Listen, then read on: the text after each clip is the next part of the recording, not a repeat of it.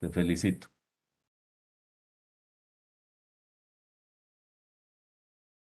¿Quién más? ¿Quién más? Daniela ya nos dijo falta de hojas. Eso ya no voy a llevar.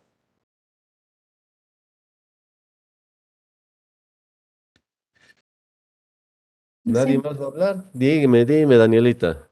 creo que en el examen no he preguntado de la sensibilidad social. Y creo que, Había. ¿en serio? Ah, sí, porque en ese punto tocamos más empresas, más ejemplos de las empresas. En responsabilidad social y No, sensibilidad sensibilidad. social. Ah, Ya, tal vez me he confundido entonces. sí. Había responsabilidad y esa es la sutileza de un examen, que ustedes tienen que saber leer con cuidado. Por ejemplo, había una pregunta que estaba ya implícita la respuesta cuando nos decía si ustedes son maes o seos, ustedes son proactivos o reactivos y justifiquen por qué. Ya estaba implícita la respuesta. La respuesta correcta era, somos proactivos, no tienen que reaccionar frente a los problemas. ¿Estoy en lo correcto o estoy equivocado? Eso, Mónica, que así es, Wendy. Ya estaba implícito, querida Andreita. Por ello hay que saber leer con cuidado las preguntas, ¿ya? Los que han respondido así como yo, Mónica, excelente.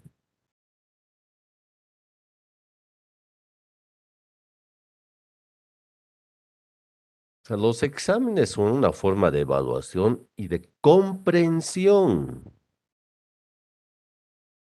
De pronto yo les dijeran, hagan un resumen del bolo 8 y 9. No tiene sentido. Tengo que ver si han captado lo que ustedes, lo que estamos pasando en clases, ¿ya? ¿Algún otro comentario?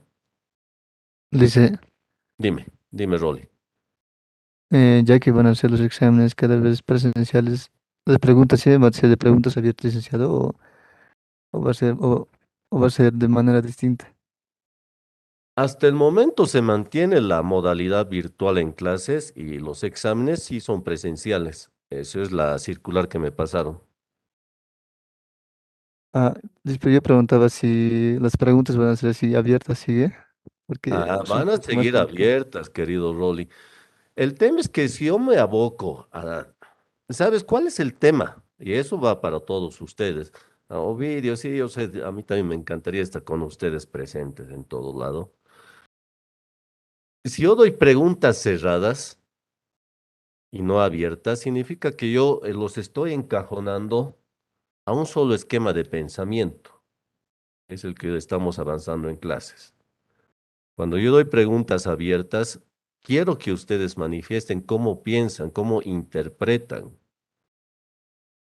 A veces también es al azar. Agarras una moneda, será falso o verdadero, y agarras una moneda, aunque no crean. O vas a la suerte, y en la suerte a veces en este tema no está bien.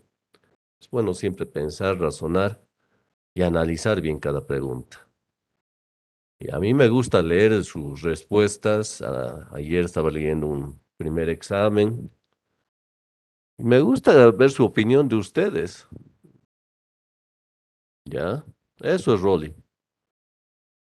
Porque es bien fácil de pronto que yo agarre falso, verdadero, selecciones múltiples, agarro una plantilla y veo cuáles están correctas, corrijo los exámenes y les doy al tiro, como se hace en los exámenes virtuales, la nota. ¿Sí? Sí, Pero pues. es más interesante que ustedes desarrollen su propio pensamiento y su propia comprensión y me expliquen en sus palabras lo que han entendido. ¿Ya? ¿Está bien, Rolly? Sí, Luis, estoy viendo mi parte, no hay problema. Ya, no, vale. Tienen que explayarse ustedes. ¿Alguien más? Wendy, ¿tú qué dices? Buenos días, licenciado. Buen día, Wendy. No, me ha sorprendido, licenciado. Pensé que iba a ser un esquema como de los demás licenciados con selección múltiple, algunas preguntas abiertas, pero ya cuando eran preguntas abiertas ya había que pensar. Como que Ah, tenía la respuesta, pero al momento de escribirlo ya se me iba. ese es el tema, querida Wendy, la sorpresa, pero no es de mala fe, es para que ustedes desarrollen su pensamiento crítico. Sí, licenciado, porque nos ha hecho pensar así, analizarlo y explicarlo en nuestras propias palabras siempre la respuesta. Ya, gracias, querida Wendy. Adriana, ¿tú qué nos dices? Sí, licenciada, igual algo similar. La parte de redactar mi respuesta. Esa parte sí que tenía la idea bien bonita en mi cabeza, así todo. Al momento de escribir ya, perdón por mi redacción, licenciado, de antemano. ¿Ya? Eso y de no organicé. Al momento de apuntar, tengo que mejorar en el aspecto de la organización. Eso, licenciado, porque a veces hay cosas que me confundo al momento de repasar y eso creo, licenciado. Ya tienes dispersión de pensamiento, se llama eso, querida. Ah, Adrián, lo que tienes que hacer es concentrarte un poquito más, querida Adriana. Eso es la dispersión de pensamiento. Tienes la idea bien clarita, la estás tratando de expresar y algo que te distrae por ahí y se te fue la idea o se te Sí, fueron las licenciado. palabras, ¿sí? Sí. Está bien, este examen también es un ejercicio. El siguiente examen va a ser igual, de desarrollo. Acostúmbrense a escribir y expresar sus ideas. ¿Ya? Gracias, querida Adrianita. Ya sabes. Gracias a usted, licenciado. No soy como los otros, por eso no quiero diferenciarme por algo más que les pueda aportar a ustedes. ¿Ya?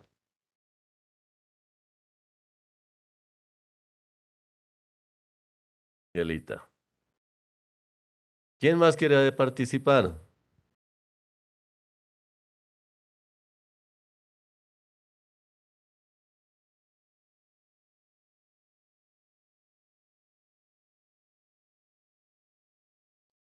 Que él es de seriedad, preocupación. Yo también estaba preocupado.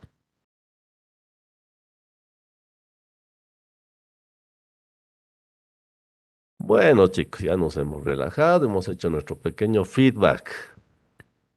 Así que tranquilos. Recién voy a comenzar a leer el saldo de los exámenes. Denme tiempito para darle sus notas, ¿ya? 13 puntos.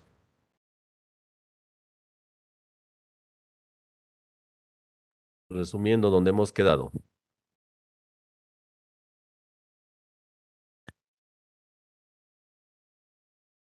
¿Yo puedo, licenciada? Claro que sí. Ya. Eh, el- hemos avanzado sobre el tema de la planeación y nos dijo que es la primera fase de las 5 funciones de que toda organización debe tener. Esta planeación sirve para diseñar el trabajo, para que se empeñe en la tarea del gerente, que su tarea desde el gerente es el de manejar que cómo va, todo lo que se trata, cómo se va a trabajar en la empresa. Bueno, la planeación es la base de todas las funciones gerenciales que consiste en dar misiones y también tener objetivos. La primera función de toda organización es la planeación, que sin eso no se puede comenzar una empresa. Y nos dijo tipos de planes que son 8 planes que nos van a ayudar a cumplir con nuestros objetivos y para eso tenemos que recordar sobre la sinergia, que nos dijo que siempre es mejor trabajar en grupo, que cuando uno trabaja solo sí puede llegar a lograr un objetivo, pero cuando trabajamos en grupos podemos llegar a mucho más. Y bueno, los 8 planes, bueno, el Gracias, primero querida era Andreita. misiones. Gracias. Ya, licenciado. Excelente. Igualito vas a hacer tu examen, ¿ya, Andrea? Sí, licenciado. Gracias, Andreita. Adelante, Wendy. Ah, sí, licenciado. Bueno, más allá de lo que ha comentado mi compañera, quería preguntarle algo, licenciado.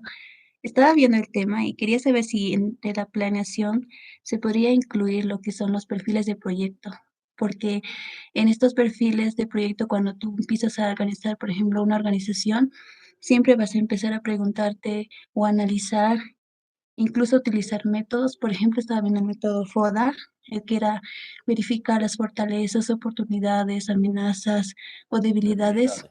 Ah. que puedes llegar a tener en una. Oh, o sea, en todo proyecto tienes que comenzar siempre por la planeación. Tu proyecto dices, voy a hacer X producto y lo tengo que elaborar en tal cantidad de tiempo. Cuando tú ya estás mencionando el producto que vas a hacer o el servicio que vas a ofrecer, primero ya estás planificando. Uno. Luego te estás poniendo un tiempo determinado para la elaboración de ese proyecto. Sigues planificando. Tú dices, necesito yo terminar mi proyecto en 4 o 5 meses. Te vas a hacer una matriz de tiempos en las cuales te vas a comenzar a poner tareas. ¿Qué estás haciendo? Estás planificando en el corto plazo. En el mediano plazo vas a decir, yo quiero alcanzar estas metas, estos objetivos. Entonces, sigues planificando. Por eso te digo, la planificación es la cabeza primordial de cualquier tipo de proyecto, de cualquier tipo de iniciativa. Cuando te cases, ¿qué vas a hacer? Vas a planificar, ¿sí o no? Querida Sí, Wendy, licenciado. ya ves.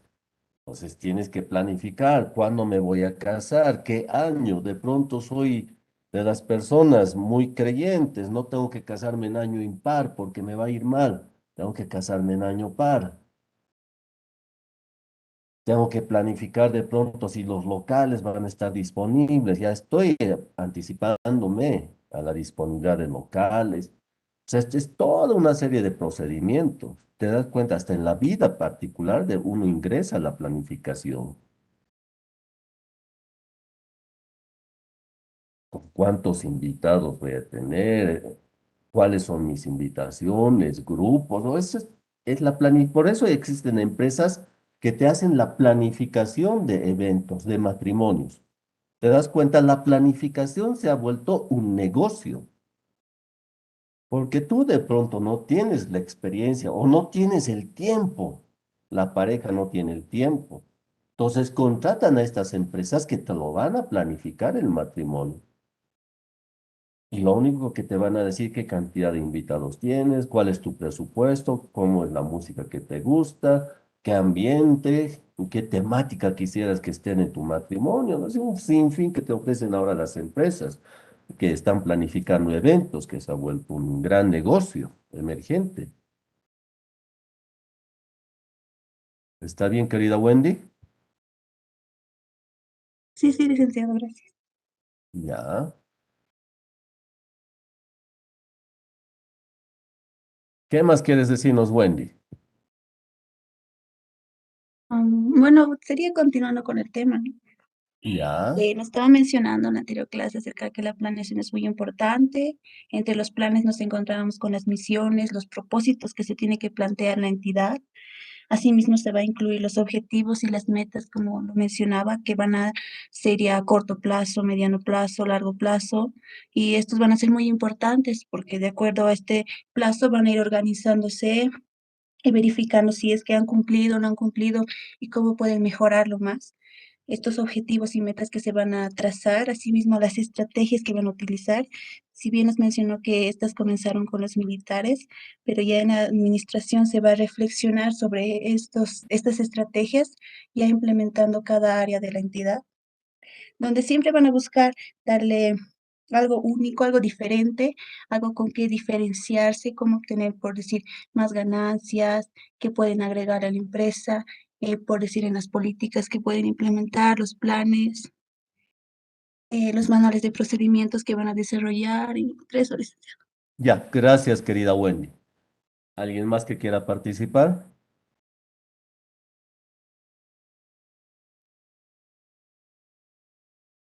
Licenciado, Ya.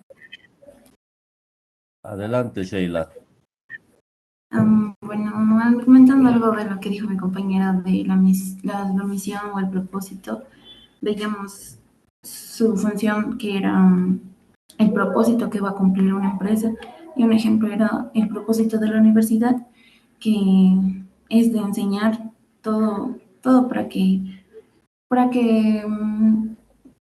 ¿cómo lo puedo decir? Para que sustraigamos todo lo que, no sé, un licenciado nos puede enseñar, ¿no? Sus conocimientos. En los objetivos y metas teníamos que eran tres tipos: a largo plazo, mediano plazo y largo plazo.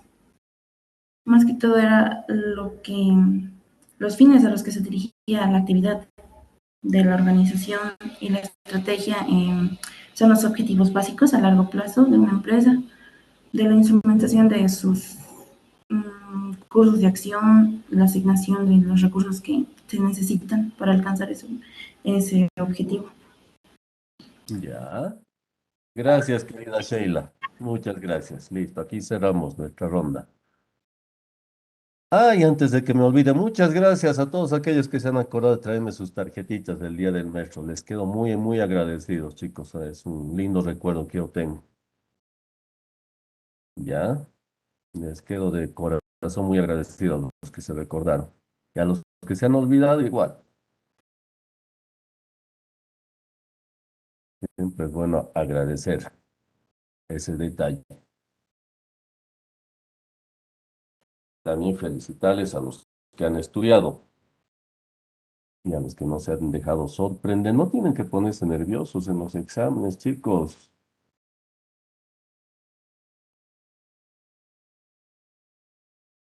Mónica Quispe dice que le han dejado sin hojas, le deben hojas a su cuaderno, chicos, tienen que reponerle.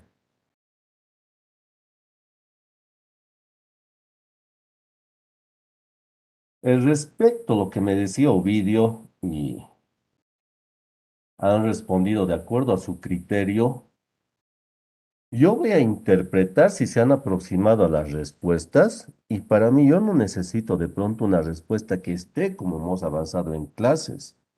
Tiene que ser una respuesta de acuerdo a su criterio y que se aproxime a lo que estamos avanzando, ¿ya? Como decir, es en sus palabras que me están explicando determinado tema. No necesito que me repitan de forma idéntica a lo que hemos avanzado en clases a veces. No, no es la parte memorística. Sí, dime, querida Carmen.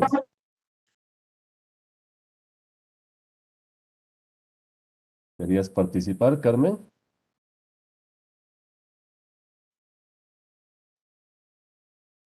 Eso, querido Viri. O sea, yo voy a leer tu examen y veo que se acerca a la idea que estamos preguntando ahí. Para mí está bien. ¿Listo? Eso va para todos.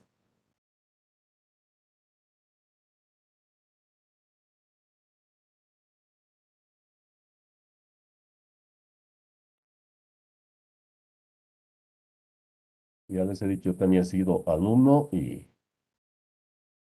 habían docentes que eran muy, muy exigentes y querían que respondamos en el mismo orden, de la misma forma como ellos nos habían enseñado.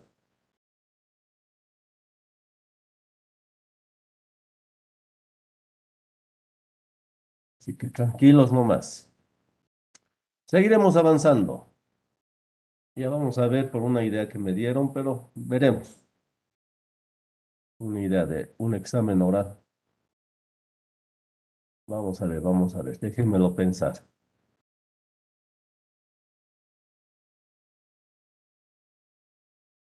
Ya.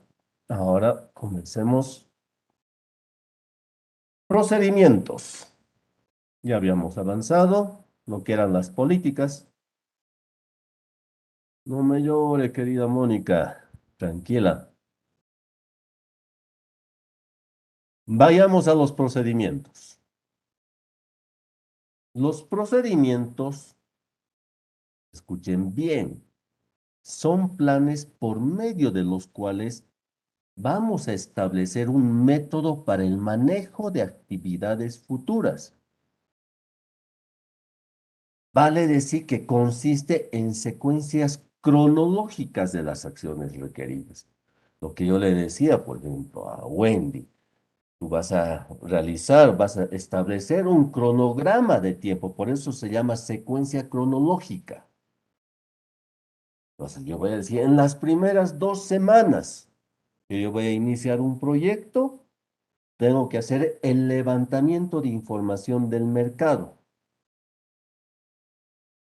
En los 2 días siguientes que yo levante por medio de encuestas, que tabule las encuestas o entrevistas, tengo que tener los resultados. Estoy haciendo una secuencia cronológica de las acciones. Ahora, pueden haber secuencias que vayan y marchen en paralelo, de forma simultánea. En este caso del ejemplo, primero hago la encuesta, luego voy a tabular en 2 días o en un día. Entonces está yendo en una secuencia cronológica. No me puedo decir voy a tabular algo que no tengo. ¿Se dan cuenta? Por eso se habla de procesos lógicos. Siempre piensen con lógica ustedes. O sea, la respuesta siempre la van a dar en forma lógica. Esa es la clave de todos estos temas de planificación, de organización, de dirección, de control. Entonces hablamos de secuencias cronológicas de las acciones requeridas. Son guías de acción. Ojo, guías de acción. Ahí es donde tienen que tener mucho cuidado. No son guías de pensamiento. Es algo que nosotros vamos a ejecutar. Por eso se llaman guías de acción. En estas guías de acción son donde se van a detallar de una manera exacta en qué deben realizarse ciertas actividades. Es común que los procedimientos crucen las fronteras departamentales. Por ejemplo, el procedimiento de tramitación de pedidos de una empresa manufacturera va a involucrar casi indudablemente al departamento de ventas a causa del pedido original, al departamento de finanzas para la confirmación de la recepción de fondos o la aprobación del crédito al cliente. Luego va a involucrar al departamento de contabilidad. ¿Por qué? Tiene que registrar la transacción en las cuentas por cobrar. Va a involucrar al departamento de producción, porque esto implica la producción de bienes o la autorización para extraerlos del almacén. Y finalmente al departamento de logística, para determinar los medios, la ruta de transporte para la entrega. ¿Se dan cuenta? Por eso se dice que cruzan las fronteras departamentales. ¿Se dan cuenta? Un pedido, el procedimiento de un pedido ha involucrado muchos departamentos en una organización. O sea, nosotros como clientes vamos, acudimos a una empresa, hacemos un pedido, pero no sabemos todos los engranajes que estamos moviendo ya a causa de nuestro pedido. Por eso se dice que cruzan las fronteras departamentales e involucran muchos de estos departamentos. Puede ser que yo tenga una línea de crédito en determinada empresa u organización con la cual estoy trabajando. Entonces, contabilidad me va a decir en determinado momento, sí, de pronto, ventas me aprueban, aceptan mi pedido, todo. Pero contabilidad puede ser que digan, no, no, un momentito, esta persona tenía que pagar su factura en 60 días de la línea de crédito que tenemos, pero se ha retrasado. Por lo tanto, no es factible a que nosotros podamos atender su pedido. Ahora, con esta pandemia, por ejemplo, las empresas han entrado a planificaciones trimestrales, o sea, de corto plazo. Generalmente las planificaciones se realizaban a 1 año, 2 años en el corto plazo. Pero dado los problemas logísticos que están enfrentando las empresas, imagínense, ha tenido que cambiar toda esta situación de planificación, de los tiempos que se manejan de una forma estándar, como dicen todos los libros de administración o los libros específicos de planificación. Planificación a corto, a largo y a mediano plazo, que siempre te hablan de 2 años, 4 años, 5 años, 8 años. O empresas emergentes que te hablan de meses. En la actualidad, la planificación de producción son trimestrales por este tema de ausencia de contenedores, ausencia de materia prima. Entonces, las empresas han tenido que ajustar la forma de proceder con sus clientes. Entonces, a mí me piden en la actualidad que haga mis planes trimestrales de pedidos con las empresas con las cuales yo trabajo.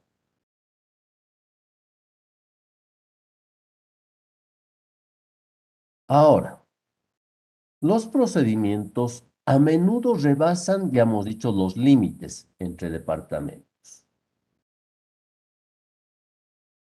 Tomemos otro ejemplo, siempre es bueno. El ejemplo a veces lo recordamos mejor, se queda en nuestra memoria de largo plazo. Una empresa, una compañía manufacturera, el procedimiento para el manejo de los pedidos puede incluir los departamentos de ventas para el pedido original, de finanzas para el acuse de recibo de los fondos y la aprobación del crédito. Ya hemos dicho las rutas de embarque. Pero en una empresa manufacturera tengo que ver la disponibilidad de materia prima, de telas con mi proveedor. Y si este proveedor realmente merece la confianza. ¿Qué es lo que pasa? Por eso yo les digo, tienen que tener mucho cuidado si alguien se mete a hacer un contrato, un negocio con empresas internacionales. Y quiera sea o no, las empresas chinas con Latinoamérica tienen otra forma, otra política de negociación con Latinoamérica. Y nos consideran siempre, igual como los norteamericanos, el patio trasero. Por eso que nos mandan muchas veces productos de mala calidad. En una primera instancia, puede ser que la tela que nosotros hemos pedido, hemos mandado a hacer, como generalmente hacen nuestros confeccionistas, llegue un primer lote en excelente calidad. Un segundo lote del mismo producto, las mismas características técnicas, pueden tener variación en la tonalidad del tejido. Y eso se los digo por experiencia, porque yo ayudaba en las importaciones de productos y veían los problemas que tenían los confeccionistas. Que a la mitad de los rollos tenían una tremenda raya descolorida, y eso era para ellos merma. Bien, la empresa te iba a reponer, pero eso significaba, primero, son 45 días el embarque desde China hasta el puerto de Arica o Iquique. El tiempo de producción, lo mínimo son 20 días. Tienes 65 días parados o de pérdida que no puedes cumplir un pedido porque la tela de pronto ha venido con errores. O sea, tienen que tomar en consideración estos problemas que se pueden presentar. Esta misma tela de pronto no ocurre, no va a tener estos problemas cuando son embarcados para los mercados europeos o norteamericanos. Ellos son más exigentes y ellos pagan más por la calidad del producto en relación a los mercados latinoamericanos.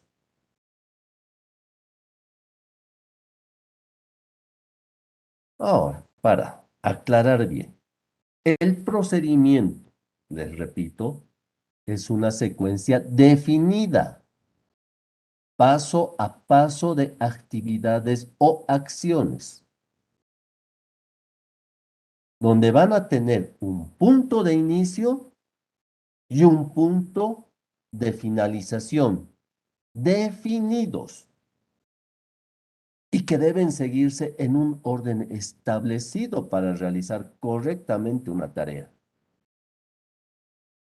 Ahora, pueden existir procedimientos repetitivos y esos los vamos a denominar rutinas, estos procedimientos repetitivos. Son rutinas. Ahora, los programas son un complejo de metas, de políticas, de procedimientos, reglas, asignación de tareas, pasos a seguir, recursos a emplear y otra serie de elementos necesarios para realizar un curso de acción determinado. Pero si se dan cuenta, no son acciones de pensamiento, sino son operativos. No dictan cursos de acción de pensamiento. Por lo regular, cuentan con el apoyo de un presupuesto asignado, como lo que ocurre de pronto con BOA, un programa para una aerolínea para adquirir una flota de jets con valor de millones de dólares.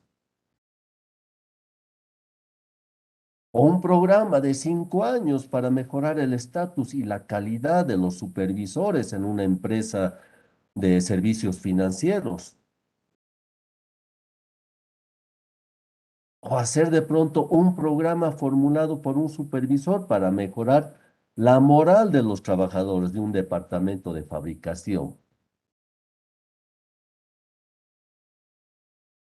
Por ejemplo, a Miguel Ángel Cornejo, ya lo vimos al maestro, lo contrataron para un trabajo para mejorar y motivar la calidad del trabajo de los operadores del Canal de Panamá. Inicialmente ellos pensaban que era una cuestión de meses. Y esto les ha tomado 2 años cambiarles la mentalidad a los trabajadores del Canal de Panamá, una vez que el mismo ha regresado bajo la soberanía de Panamá, porque inicialmente era administrado y parte de la soberanía de Estados Unidos. Pero una vez que regresa a manos panameñas, el trabajador todavía estaba con la mentalidad del patrón norteamericano y ellos como empleados de una empresa o multinacional o gobierno transnacional, donde siempre estaban en contra del mismo, trabajaban a desgano, o sea, no habían adquirido el sentido de pertenencia de que el Canal de Panamá ya era propio de la nación, de ellos como trabajadores. Y el cambio de mentalidad les ha costado 2 años en tiempo cambiar este tipo de pensamiento. Ahora vayamos al otro punto, las reglas. Como ayer les dije, una regla. Apaguen sus celulares para que no los distraigan. Una regla ordena que se realice o no una acción específica y definida. Caso de ayer, apaguen sus celulares, acción específica y definida. No conversen, no charlen con sus compañeros. Son reglas. Con respecto a una situación, ¿cuál era nuestra situación? El examen. Una regla puede ser o no parte de un procedimiento. Limitan tareas específicas que los empleados no tienen más opciones que obedecerlas y seguirlas. No tienen otra alternativa. Algunas características principales de las reglas son: uno, que se deben cumplir al pie de la letra. Son rígidas. Las reglas son inflexibles. Determinan lineamientos precisos. Su incumplimiento se sanciona. O sea, la regla no da margen de interpretación. Son obligatorias. Pues ayer, ¿qué hemos hecho con esa simple instrucción? Apaguen celulares, prohibido hablar. O sea, es algo que tenía que cumplirse, como les he dicho, al pie de la letra, era rígida, no merecía un término de negociación. Ha sido preciso y puntual. Y se sanciona a quien cumple esta regla. Y no hay ese margen de interpretación de decirles de pronto, puedo tener una emergencia. Entonces yo necesito que esté mi celular en modo avión o en modo silencio. Y son obligatorias. Ahora, para una empresa, ejemplos. Las ventas de la empresa se realizarán únicamente al contado. Es una regla. Porque puede ser que mi empresa no tenga esa política de dar créditos o de otorgar créditos. Otra regla, los pedidos no se van a surtir si antes no se ha cubierto su importe. Puede ser que yo reciba un pedido de adelanto como seriedad de la propuesta de que me vas a comprar mi producto.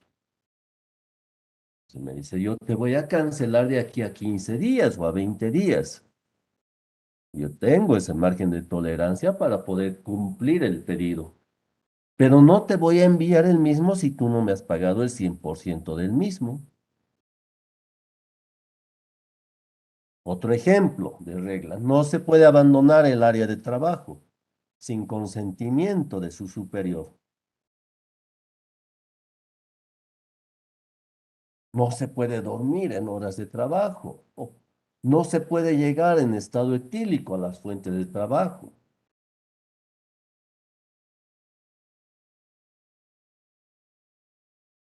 Se dan cuenta, son reglas estrictas. Ustedes ya se van a imaginar toda una serie de reglas que pueden desarrollarlas. Es importante el aspecto también legal en una empresa. La situación laboral va a determinar el rumbo de la misma. Y asimismo existen limitaciones que permiten el buen funcionamiento de una empresa. Estas son leyes y normas jurídicas que regulan la interacción dentro de la empresa y que son concebidas por el Estado y otros agentes. Una regla de pronto a nivel internacional. Prohibida la contratación y explotación de la mano de obra infantil. Es concebida por otro agente, que es la UNICEF. Entonces, el Estado toma las previsiones y elabora una serie de leyes, donde dice se va a sancionar a las empresas que contraten mano de obra infantil. Y ahí va a entrar el IPNORCA, que es el que te va a certificar y te va a decir, esta empresa X está trabajando bajo las leyes laborales, no contrata mano de obra infantil. Te va a certificar que está cumpliendo la normativa en la parte documental.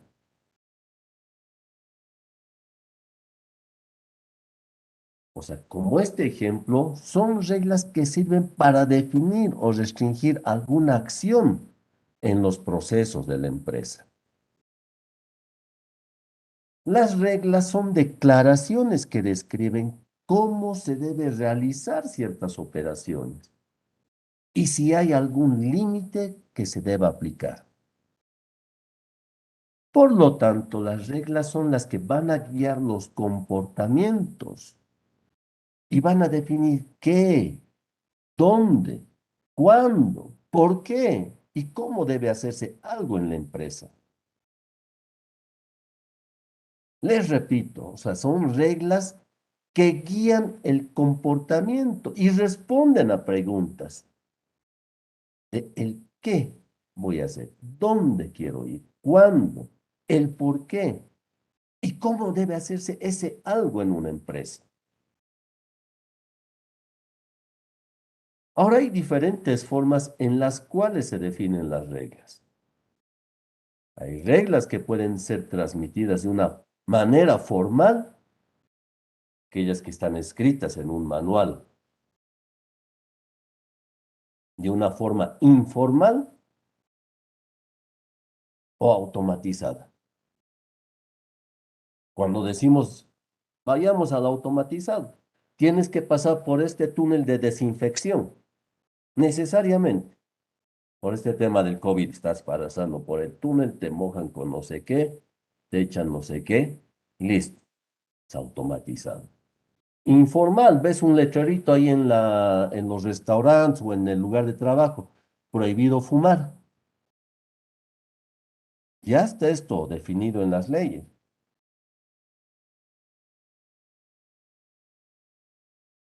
Y de manera formal en los manuales, cuando ya está escrito, está documentado el mismo. Estas reglas son las que van a declarar la forma en que una empresa funciona y por lo tanto debe reflejar las políticas de la organización. ¿Cuál es mi política en mi organización? No a la discriminación. Y eso ya está en la ley. Existen leyes en contra de la discriminación.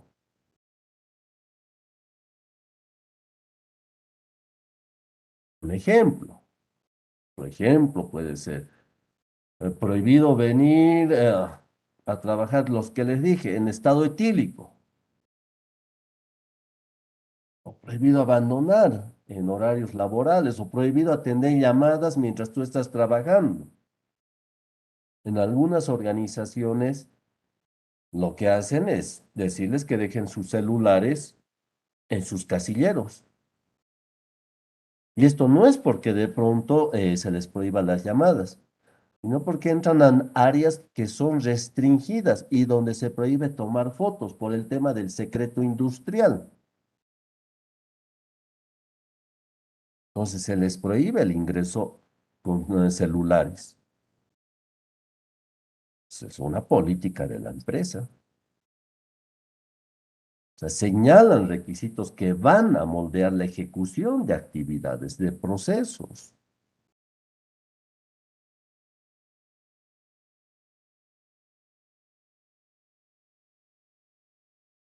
Otros ejemplos que utilizan reglas de negocios. Vamos a hablar, ya hemos visto reglas de conductas, comportamientos Ahora, las reglas de negocio, el cálculo de precios. Miran cómo. De pronto yo voy a hacer lo que decíamos, compras a futuro. Entonces, mi cálculo de costos va a estar en función de esas compras a futuro que yo estoy realizando. Porque yo percibo que esta materia prima que yo la estoy comprando, que me va a ser entregada periódicamente, va a subir de precio. Por lo tanto, en mi matriz de cálculo de precios tengo que hacer estos ajustes. Que compré a 10 y para mañana va a estar a 12, tengo que saber que mi margen de utilidad va a ser mayor. Los grados de descuento al cliente. Existe una regla donde te dice, si este cliente compró de 1 a 10.000, tiene una tasa de descuento del 1%, de 10.000 a 15.000, el 1.5. Existen grados de descuento, esa es una parte de la política de la empresa. Otra regla, la aprobación de presupuestos. La aprobación de préstamos de pronto o créditos que se dan a los clientes, a los mayoristas, a los intermediarios. Esas son las reglas comunes del negocio. ¿Alguna pregunta hasta acá? ¿Algo que tengamos que aclarar?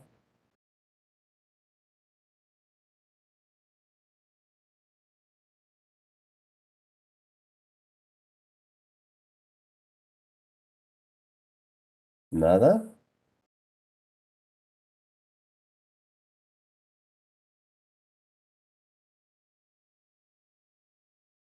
¿Todo claro? Grisel, Wendy, Andrea. Ya, gracias.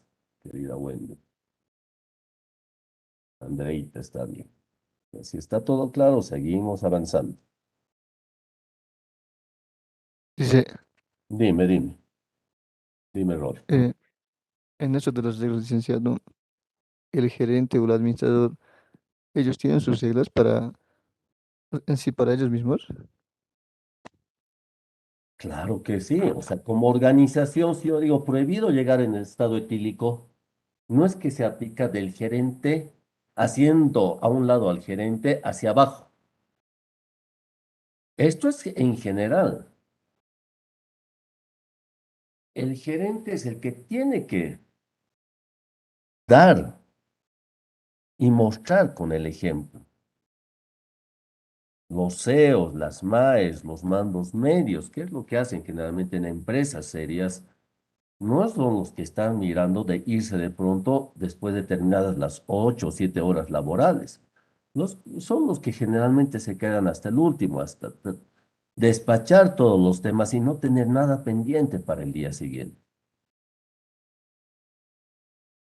A diferencia de pronto del resto de funcionarios que a las 8 horas y suena la campana y todos salen volando.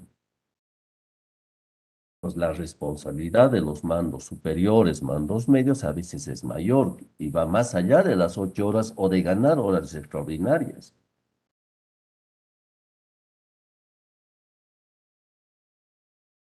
Yo les doy un ejemplo,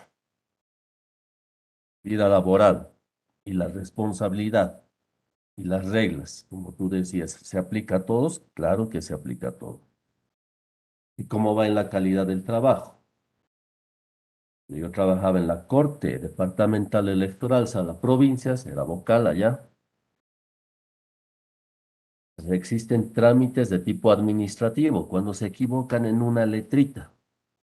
Por decirte, en lugar de Chávez, que es con Z Chávez, se lo ponen con S. Wendy Chávez Aguilar, no Wendy Chávez Aguilar. Entonces eso se llama un procedimiento administrativo. Antes se hacían juicios. Pero a fin de agilizar este tema y de que no sea un tema oneroso, la Corte ha optado por realizar los trámites administrativos, donde tú solamente tienes que adjuntar documentos que demuestren que tu apellido es con Z y no con S. Pues tú adjuntas a tu trámite administrativo libretas del colegio, certificados, todo lo que acredite que tu apellido es con Z y siempre ha sido escrito con Z. Inicialmente me llegaban unos 20 trámites para mi firma. Yo tenía la costumbre siempre de revisar antes de firmar y eso tienen que hacer ustedes, esto les recomiendo, que revisen los documentos de respaldo de lo que ustedes van a firmar. Porque pasa muchas veces que tú confías de pronto en tus subalternos y otros por flojera lo que hacen es hacer un procedimiento automático sin revisar y te lo pasan como si el trámite estuviera correcto. Yo comencé a revisar estos trámites administrativos y vi que muchos, del 100%, el 90% no cumplían los requisitos que exigía la ley para este trámite administrativo, que no adjuntaban los documentos, que se habían obviado informes. Entonces dije, debe ser algo que se le pasó al director del registro civil, este trámite. Cuando comencé a revisar los demás trámites, todos estaban de la misma forma, con errores. Y este procedimiento ya había sido aprobado y firmado por los otros vocales. Y solamente faltaba mi firma. Entonces, ¿qué era mi responsabilidad? Decir, bueno, en sala plena, señores, ustedes se han equivocado. Ustedes no han revisado. ¿Y cuál era el justificativo de ellos? No es que esto ya nos ha llegado del registro civil y pensábamos que el director había revisado. Se lo llamó al director y el director dice, yo pensé que mis técnicos habían revisado. O sea, todos echaban la culpa. Y al final fue lo más gracioso. todos los trámites del registro civil. Inicialmente ya me lo despachaban para la primera firma a mi oficina, de tal modo que ya no tenía 20, tenía pilas de trámites para revisar.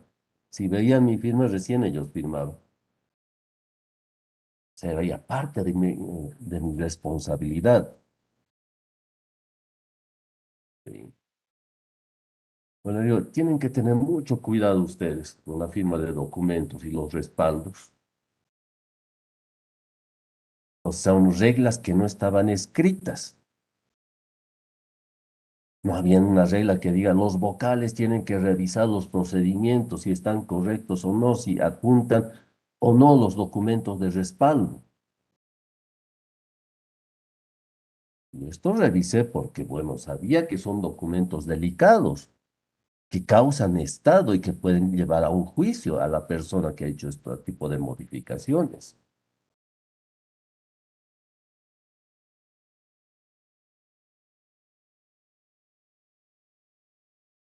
¿Ha quedado claro este tema?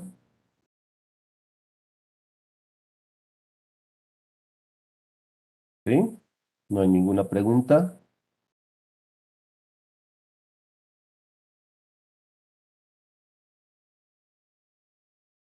Vamos a quedar acá. Si es que no hay preguntas, comentarios.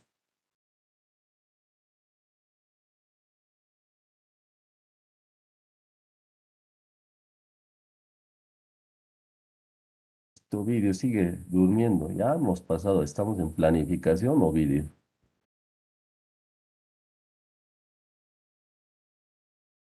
Veamos, el grupo ya está listo para la presentación. El grupo.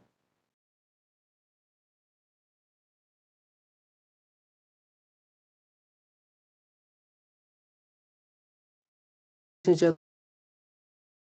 Ah, un minuto que les ayudo con la misma. sí, por favor, licenciado, ya lo he enviado al grupo. Sí, sí, sí, ya lo tengo acá. Ya lo Ah, tengo. vale. Compañeros, chicos, prendan sus cámaras, por favor.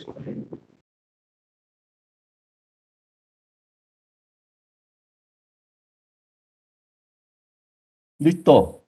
Adelante. Los escucho. Ya, ya está bien, licenciado. Veo Luis, querido Luis. Vale, muy buenos días, licenciado, Buen compañeros, día. Buen día. y auxiliar si está presente. Me presento, mi nombre es Luis Fernando Maneliaga y conformamos el grupo 12 junto con mis compañeros Mamani Callejas José Alejandro, Mamani Colque Caterina Esmeralda y Mamani Alan Benjamín. Y hoy nos toca exponer la ley número 34. Mi compañera continuará esta parte. Está bien, Luis. Gracias. El criterio. El criterio nos dice que deberíamos actuar cada uno respetándonos a nosotros mismos y creyendo en lo que somos, para que los demás también genere ese sentimiento de respeto hacia nosotros. Es como que si tú te sientes de alguna manera y tú mismo te tratas de una manera, generas que los demás te traten de esa misma manera. Es como un rey que él se tiene confianza y se tiene respeto y genera que todos los demás le tengan respeto. Licenciado, siguiente diapositiva, por favor. La transgresión de la ley. En julio de 1830, en París estalló una revolución que provocó que el rey Carlos X sea obligado a renunciar a su puesto. Por lo tanto, se hizo una reunión de una comisión que estaba llena de las personas importantes, quienes decidieron quién sería el sucesor. Entonces eligieron a Luis Felipe, que era que era un duque de Orleans. Desde que Luis Felipe tomó el puesto del anterior rey Carlos X, se supo que Luis Felipe no sería igual a los anteriores reyes, porque él era distinto. A él no le importaba mucho el reinato. Él lo que más le llamaba la atención era el dinero. A él no lo representaba tanto el cetro y la corona. A él lo que más le representaba era un sombrero gris con unos paraguas para estar caminando por todas las calles de Francia. Así pasó el tiempo y toda la gente no le empezó a agradar la forma en que Luis Felipe estaba reinando, pero a él no le importaba. A él, lo que más le importaba, como había dicho, siempre era el dinero. Y pues su círculo amistoso siempre era con banqueros. Un día, Luis Felipe invitó al palacio a James Rothschild, quien era el banquero más importante de Francia.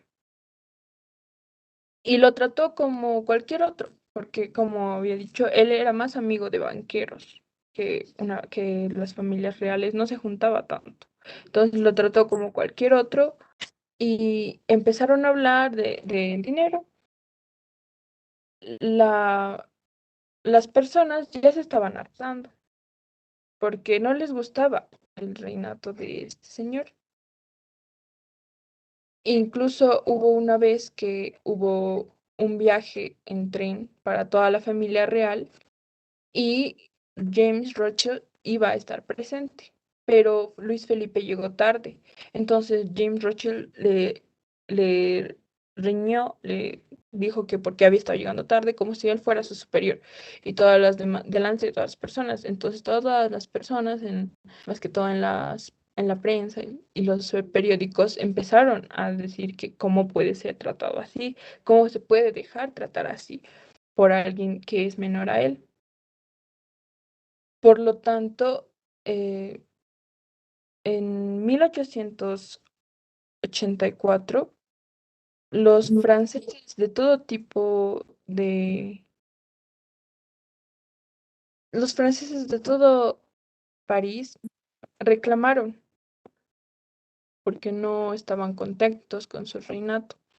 Entonces, ahí es donde Luis Felipe hizo caso a las personas y se y despidió a su ministro, a su primer ministro, y destituyó a su lugar, dio a su lugar para que lo ocupara un líder.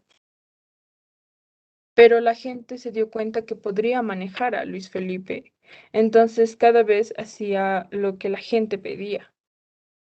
Así fue hasta que en febrero, en la noche de febrero 23, toda la gente se reunió dando al palacio rodeándolo porque querían que Luis Felipe renunciara de verdad, que se fuera de ahí.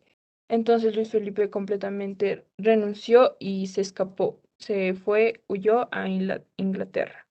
Y todo su gobierno también se escapó y se fueron como a dormir en el bosque, como si estuvieran haciendo un campamento.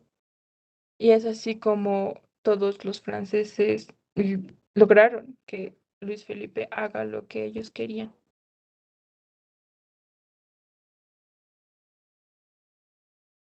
Ya.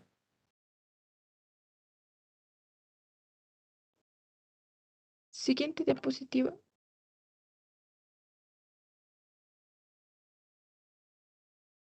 ¿Está bien, Catarín? Ah, mi compañero. Ya. Listo, Catarín. No te he visto, pero ¿qué ahora pasa con tu cámara? ¿Quién va a continuar? Mi turno, licenciado. No sé si se me puede ver. Mi cámara se está apagando a cada rato. Ya, ya. Cuando no lo usan, sí, a veces se apaga automático. Te veo, querido Luis, adelante. Ya. La interpretación. Bueno, como bien dijo mi compañera, Luis Felipe no era igual que los otros, como los otros monarcas que había en la época. Luis Felipe tenía un pensamiento distinto hacia los otros, hacia la gente que les odiaba, ya que él pensaba en un mundo diferente, donde todos sean iguales y nadie sea tan rico o o tenga ese aura de grandeza que nacen, o sea, con lo que nacen. Bueno. eh, los ciudadanos franceses se burlaban a veces de lo que usaban, las vestimentas que usaban Luis Felipe y de la realeza. ¿Por qué? Porque ellos usaban un sombrero burgués y una paraguas. Y según ellos, para ellos, ¿no? Eso representaba igualdad. Pero los franceses sabían que eso no tenía nada que ver con la igualdad que estaba sufriendo su país o su reinado. Y bueno, también había, como se dice esto, en la riqueza de Francia no estaba tampoco repartida equitativamente entre todos los que vivían en ese reino, porque ya había personas que tenían mucho dinero y otros que tenían menos. Y bueno, em, mientras la huida mientras ocurría esto, mientras ocurría la huida de Luis Felipe, los franceses, ¿cómo se dice esto?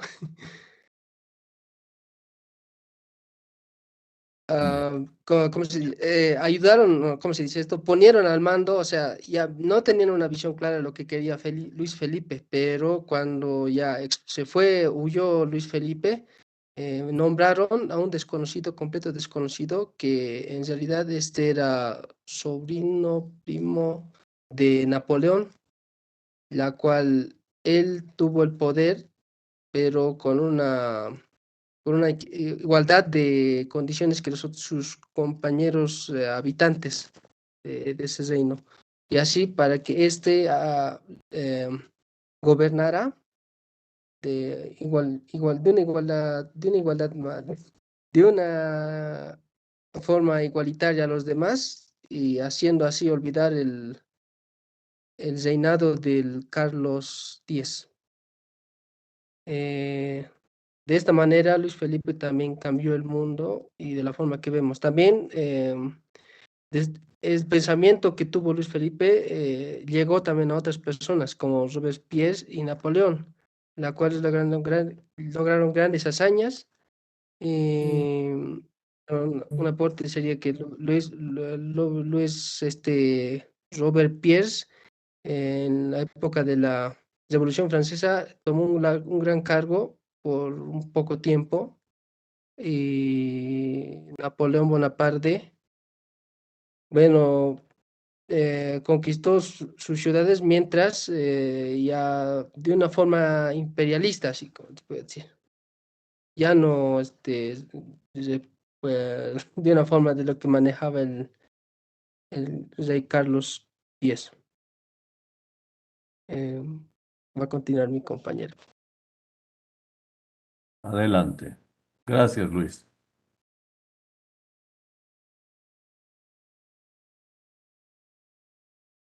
¿Dónde está? ¿Quién va a continuar? ¿José?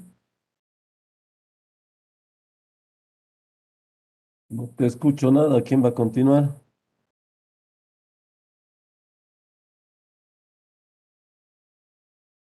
Nada, nada, José, me imagino que eres tú.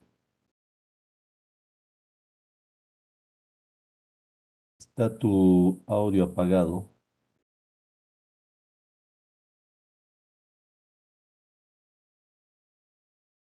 ¿Quién va a continuar, querido Luis?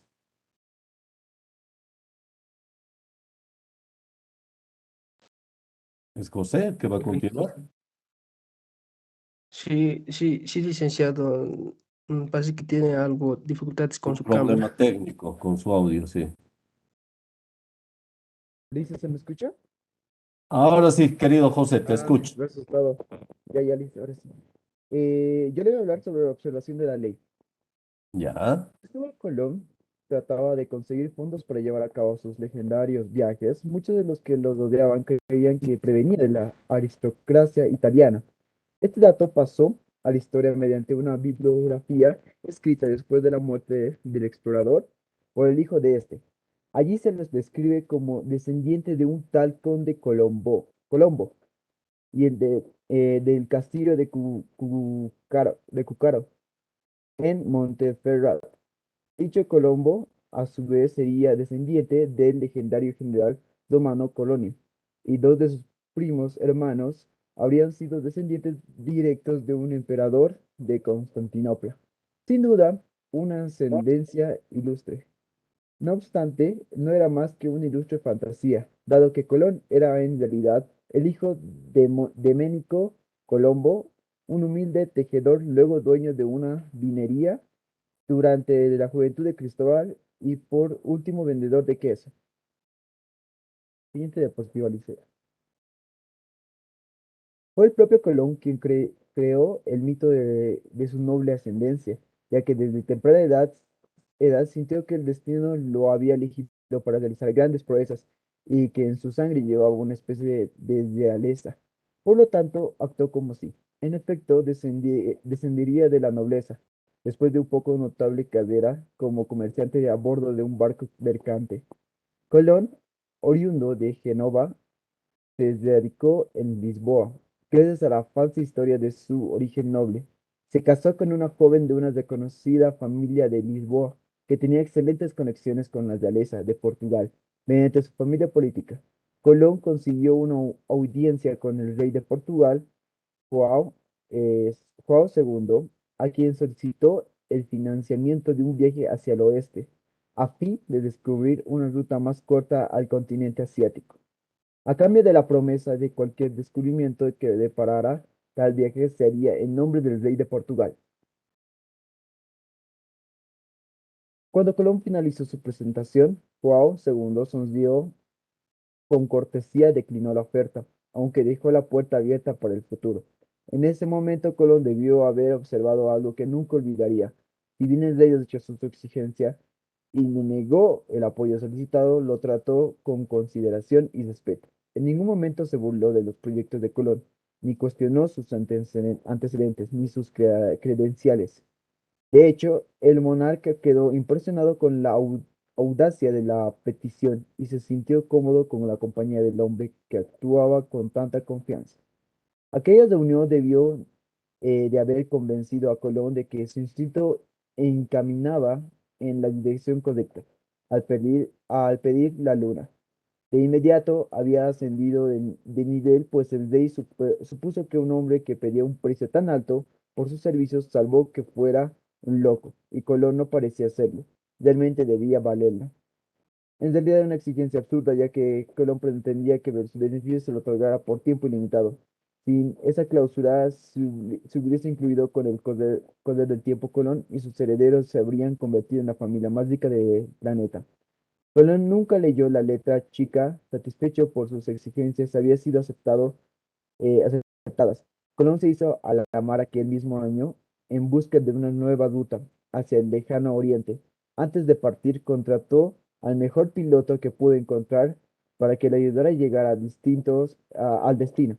La misión de encontrar dicha ruta fracasó, pero cuando Colón solicitó a la reina al año siguiente que le financiara un viaje aún más ambicioso, ella accedió. Para entonces ya se hallaba convencido de que Colón esta vez ha sido destinado a realizar grandes proezas.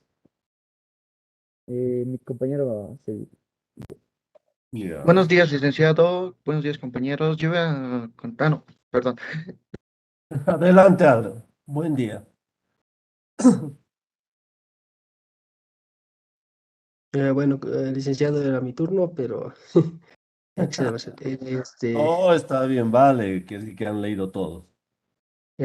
Bueno, la interpretación de esta, bueno, la interpretación, bueno, como sabemos, Cristóbal Colón no tenía una capacidad de saber cómo navegar o cómo guiarse en el mar, ¿no? Medir la altitud, longitud, de ir de ahí para allá en aguas desconocidas donde él no sabía nada. Era un tonto, pero sabía cómo ganarse a la gente. Llegó gracias a sus métodos, a su forma de hablar, a su forma de ser, a su forma que lo caracterizaba, a hablar con grandes cargos de la realeza. Tanto así que tuvo audiencias con personas exclusivas donde le contaban sus grandes logros, sus grandes hazañas, la travesía de lo que él iba a diferentes lugares. Y bueno, al final, como no tenía, bueno, como se dice, una gran conocimiento en la parte marítima, él sabía qué es lo que quería, o sea, sabía venderse, sabía qué es lo que quería y lo lograba. Y la gente con la que hablaba no pensaban que él era una parte de los plebeyos, de la pobreza. A pesar de que él era un humilde hijo de un pescador, vendedor también de quesos, él sabía y sabía cómo manipular a la gente, o sea, también sabía cómo representarse a él mismo como una persona de la alta, sabía inmiscuirse con ellos mismos, así para que estos le dieran esa confianza que otras personas no la tenían. Eso sería. Siguiente, por favor, licenciado. Ahora sí es mi turno, licenciado. Bueno, claves para Adelante, Alan. alcanzar el Buen día, poder. buen día, Alan. Buen día, licenciado. Claves para alcanzar el poder. Cuando somos niños, vivimos nuestra vida con exuberancia. Esta actitud nos dura hasta nuestras primeras incursiones en la sociedad. Por ejemplo, puede ser cuando empezamos nuestra carrera profesional. Al pasar de los años, los rechazos, hay fracasos, todo eso nos hace dar límites. Estos límites se vuelven más rígidos a pasar del tiempo. Y debido a esto, nos agachamos, reverenciamos o nos disculpamos por el menor fracaso que tenemos. Para quitar estos ejemplos, estas cosas, sería uno la solución de la estrategia llamada la estrategia de la corona, cual nos dice que nosotros tenemos que deslumbrar como si fuéramos reyes. Es decir, que si nos creemos superiores, podemos llegar a ser superiores. Tenemos que generar una aura de un rey y así poder superar nuestros límites. Aquí nos cuentan varias historias de cómo no hacer o hacer estas claves. Por ejemplo, el rey Luis Felipe, que no daba la sensación de ser un rey, que los súbditos lo amenazaron, le dijeron varias cosas y ya se desmoronó. Todo el mundo percibió que él estaba desmoronándose y se avanzó hacia él. Al carecer de toda la dignidad real y la firmeza de su propósito, Luis Felipe parecía un impostor, no parecía un rey de verdad. Entonces le pudieron arrebatar el reino con toda facilidad. Por eso no hay que confundir el porte real con la arrogancia, debido a que la arrogancia te da privilegios de los reyes, pero eso delata tu inseguridad y es todo lo contrario al porte real. Otro ejemplo es de un joven llamado Lig Tafari, que provenía de una familia noble, pero no tenía posibilidades de ascender al poder, porque era uno de los nobles más bajos de la cadena de la sucesión. Tafari fue a vivir a la corte y debido a eso eh, impresionó a Manelik, que vio cómo era intelectual, tenía porte, todo, y lo hizo uno de sus favoritos. Los otros jóvenes de la nobleza lo miraban con arrogancia, eran envidiosos, los rechazaban, pero el adolescente nunca, nunca se enfurecía, nunca hacía nada de inseguridad, nunca los trataba igual que ellos le trataban a él. Entonces, él se hacía ver superiores a ellos. Otro ejemplo es en 1936 en Etiopía y Tafari, donde Haile Selassie se encontraba exiliado de las naciones, de la Liga de las Naciones para defender su posición del país. Los italianos que habían entrado entre el público lo abucharon con insultos, pero él conservaba su dignidad como si nada lo afectara. Y eso hacía que su actitud, y él parecía que estaba mejor, era superior a ellos y se elevaba al mismo tiempo que sus adversarios que daban peores que ellos. Un ejemplo, una de las estrategias también puede ser la estrategia de Colón, mejor dicho, que siempre sea audaz y fije un precio alto y no titubee. Ah, no, Lisa, atrás nomás, Sí, sí, sí. Perdón, perdón, perdón. no titubee. Y todo aborde con dignidad. Si trata con dignidad, igualitario a alguien superior que usted, de inmediato se pone al mismo plano. Otra estrategia es la de David y Goliat, donde si usted escoge un gran adversario, parecerá que es igual de grande que él. Uno de esos puede ser la aceptación del regalo. Es decir, si usted le da el regalo a alguien superior que usted y él lo acepta, prácticamente se están convirtiendo en personas iguales. Es decir, que no se ve inferior, sino se ve digno de él e igualitario. Si usted fija su propio precio, si pide menos, recibirá menos, pero si pide más, podrás recibir más cosas y delimitar cosas más grandes a lo que tiene. Siguiente diapositiva, Alice. Bueno, la invalidación. Esta idea es mostrar todo lo digno de un rey, pero si se eleva demasiado, su actitud es demasiado, puede ser contraproducente. Es decir, que puede llegar a que se vuelva insensato, que todas las demás personas, al ver que se está viendo muy alto, lo consideren un blanco muy fácil, y esto puede llegar a que sea una situación muy peligrosa. Un ejemplo es del Carlos I, el rey de Inglaterra en el año 1640, que tuvo que enfrentarse con una desilusión de su pueblo, un acto bélico dentro de su pueblo, y estallaron las revueltas armadas, todo. Pero el rey Carlos I no quiso ver cómo estaba su pueblo, se sintió superior y a partir de eso no comprendía lo que el pueblo sufría.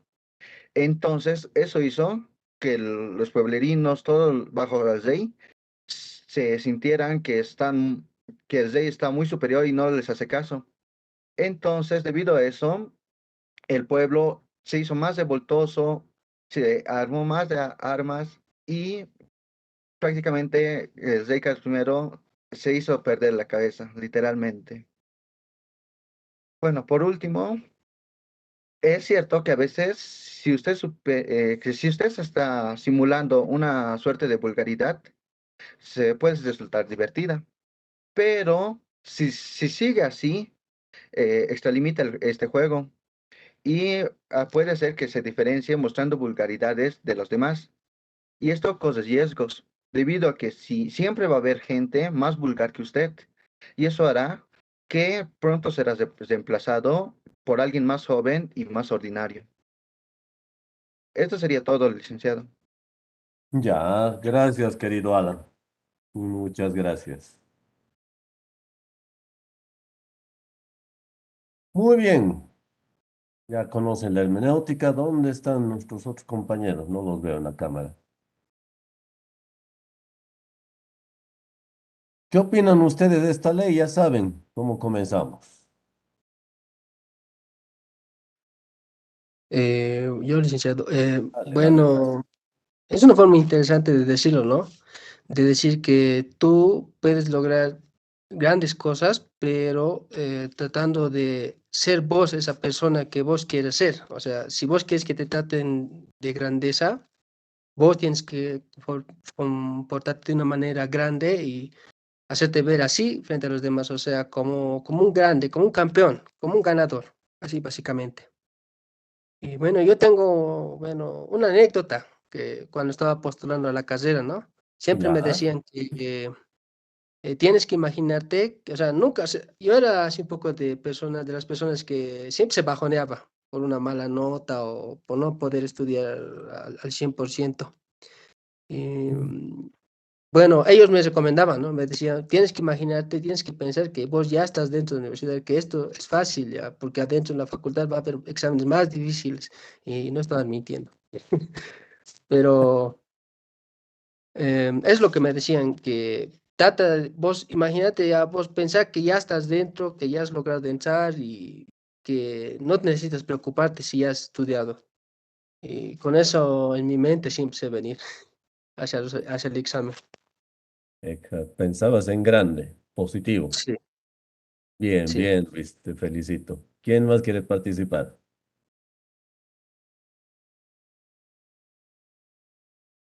Digan, hablen ahora. Suéltense, chicos. Quiero conocer sus pensamientos. Esmeralda. Sí. Yo lo veo como que la ley se refiere un poco a la autoestima, porque si quieres que los demás te vean de una forma, tienes que creértelo tú primero. Si tú quieres que una persona te respete, tienes que empezar respetándote a ti primero. Y lo mismo, yo creo que eso se puede relacionar con esta ley, un poco la autoestima. Si nosotros decimos a nosotros mismos que no podemos, las demás personas, si nos los dicen, nos van a convencer por completo y al final no vamos a poder. Ya, Esmeralda. ¿Qué nos Eh, dices, José? Buenas tardes, licenciado. Otra vez. Buenas tardes. Yo pienso que, como dice la compañera, en la forma de que uno se comporta o es como será tratado, es como nos enseña, yo pienso que la ley, en como, digamos, Cristóbal Colón, se trata como él mismo, como el de la nobleza, actúa como sí y lo tratan tal cual, sin saber de dónde ha provenido o de dónde es. Ya. ¿Qué dices tú, querido Alan?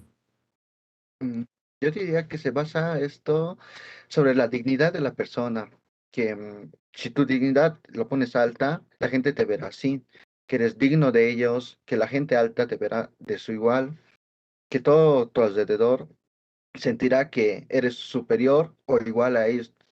Así que lo mismo hacen pues, los estafadores, los impostores que se sienten superior, te dicen que son superior, hacen como si fueran superior y tú prácticamente lo crees y de ahí ellos ganan la superioridad creyéndose que ellos son superiores. Ya, querido Alan. Esta ley es bien bonita, es bien importante para que nosotros podamos vencer esos miedos que tenemos a no triunfar. Y esto va para todos. No sé si alguno de ustedes escuchó de Benito Juárez. Nadie, creo. Sí. Benito Juárez, a ver si pueden leerlo, busquen su biografía, no la busquen en internet, agarren el libro. Es algo hermoso de leer.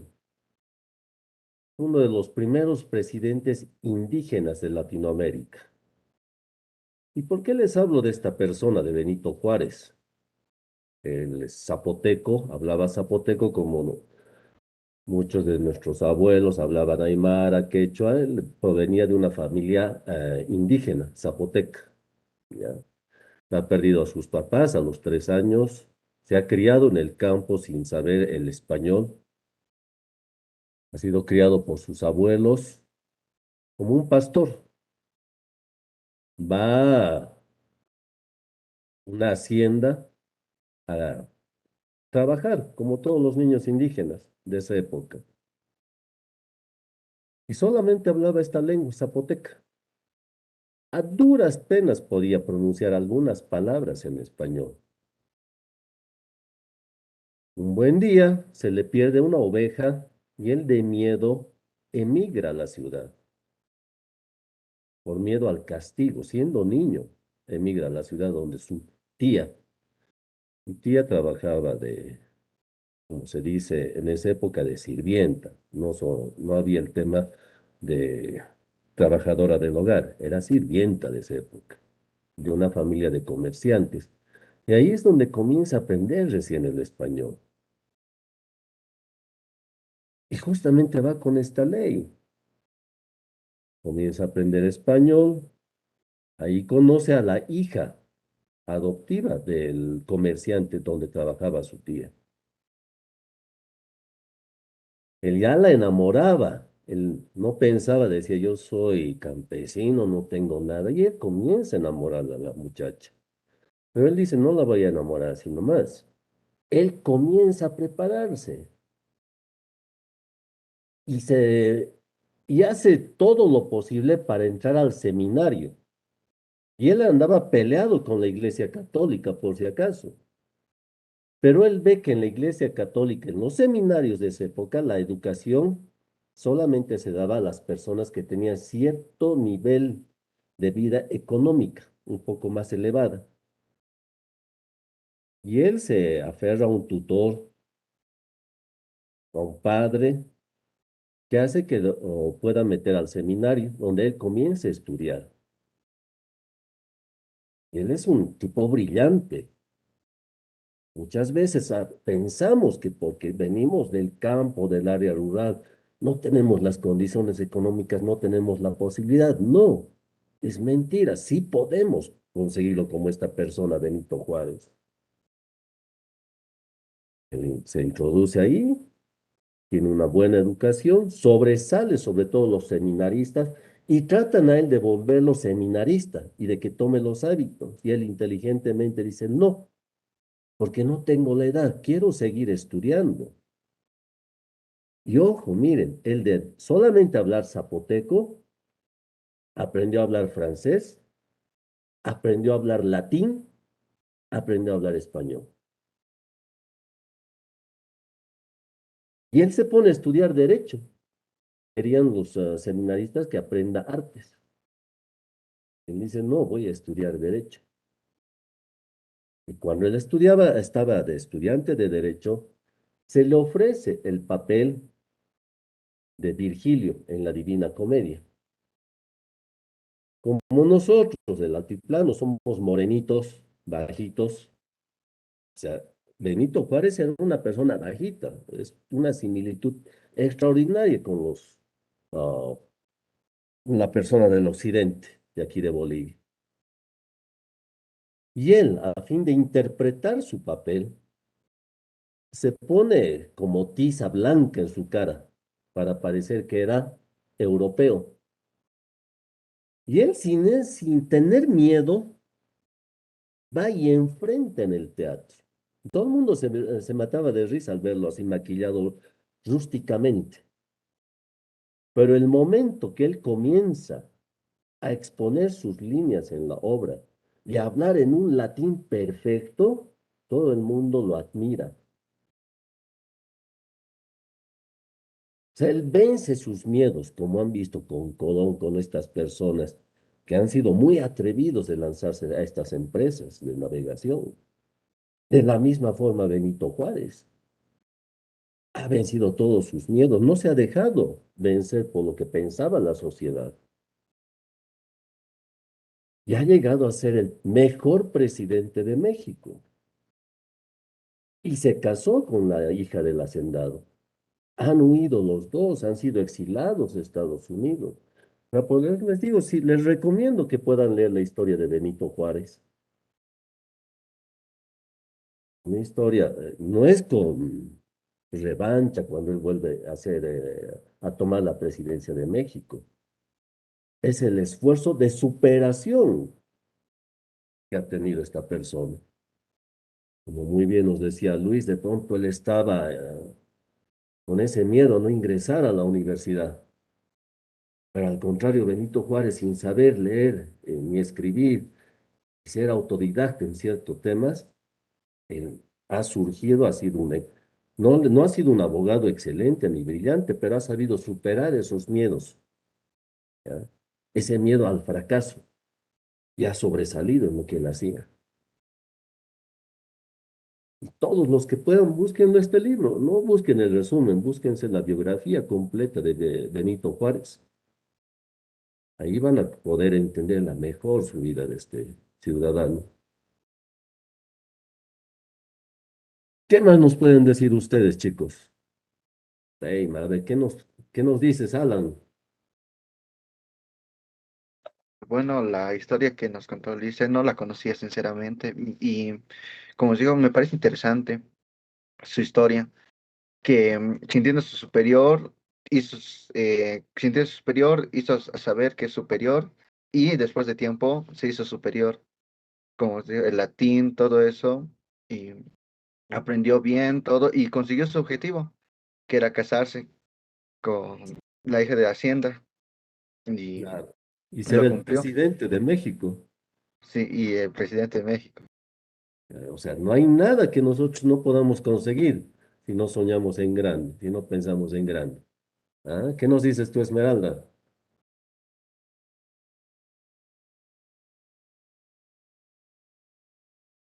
Sí, tú, Esmeralda, te estoy viendo. Sí, licenciado. Eh, yo diría que, pues, creo que Ay, tenemos no te escucho, Esmeraldita, está mal tu la audio. oportunidad de llegar a donde... Ay, no. O mándame por chat. Tú, Luis, ¿qué dices? Bueno, interesante. He escuchado del hombre que has mencionado, Benito Juárez. no sabía qué es lo que ha pasado con él. O sea, escuchaba rumores, pero a veces no tomaba ahí mucha importancia porque estaba un poco pensando en otras cosas, ¿no? Pero interesante la historia que nos contó sobre Benito Juárez. Y bueno, yo me imagino que hay muchas personas que de igual manera tendrán miedo a ciertas cosas que ellos quieren, pero ellos, como te digo, si pierden el miedo y piensan en logrando tener un gran éxito, van a lograrlo. Yo imagino que yo como persona, ¿no? Me imagino que hay personas que todavía no han logrado entrar a la universidad y bueno, se preocupan o están así un poco deprimidos, porque yo también he pasado por esa situación